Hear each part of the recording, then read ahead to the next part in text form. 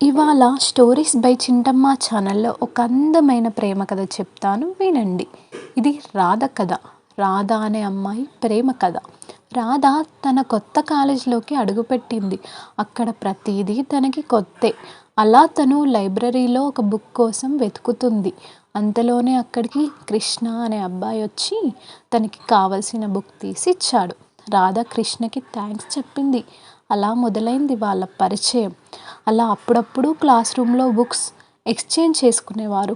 క్యాంటీన్లో కాఫీ తాగుతూ కబుర్లు చెప్పుకునేవారు. వాళ్ళ పరిచయం కాస్త స్నేహంగా మారింది. అలా అలా రాధ మనసులో కృష్ణపై ప్రేమ పుట్టింది. కృష్ణ ఊహలలోనే బ్రతికేది.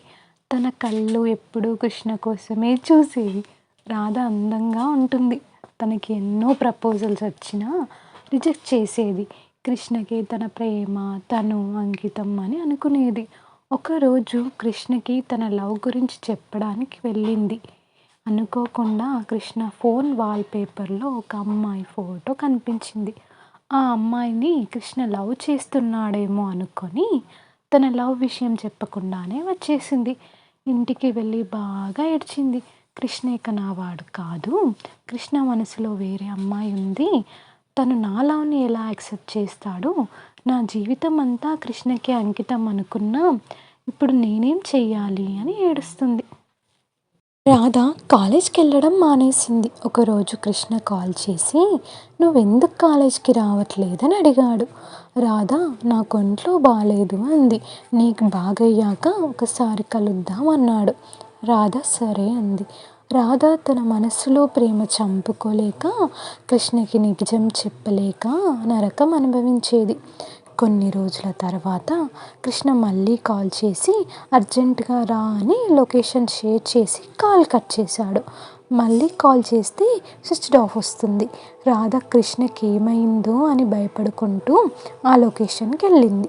కృష్ణ అక్కడే ఉన్నాడు. అక్కడంతా మామూలుగానే ఉంది. కృష్ణకి ఏం కాలేదు. అంతలోనే కృష్ణ గోల్డ్ రింగ్ ఇచ్చి రాధా నువ్వంటే నాకు ఇష్టం, నీలాంటి మంచి అమ్మాయి, నీలాగా నన్ను బాగా చూసుకునే అమ్మాయి నాకు ఎప్పటికీ దొరకదు, ఐ లవ్ యూ రాధా అని చెప్పాడు. రాధా మరి నీ వాల్పేపర్లో ఉన్న అమ్మాయి ఎవరు? కృష్ణ నవ్వుతూ తను నా చెల్లి అన్నాడు. రాధ చాలా హ్యాపీగా ఫీల్ అయింది. నేను కూడా నిన్ను ఎప్పటి నుండో లవ్ చేస్తున్నా, I love you two Krishna అంది. నిజమైన ప్రేమలో కష్టాలు తప్పవు.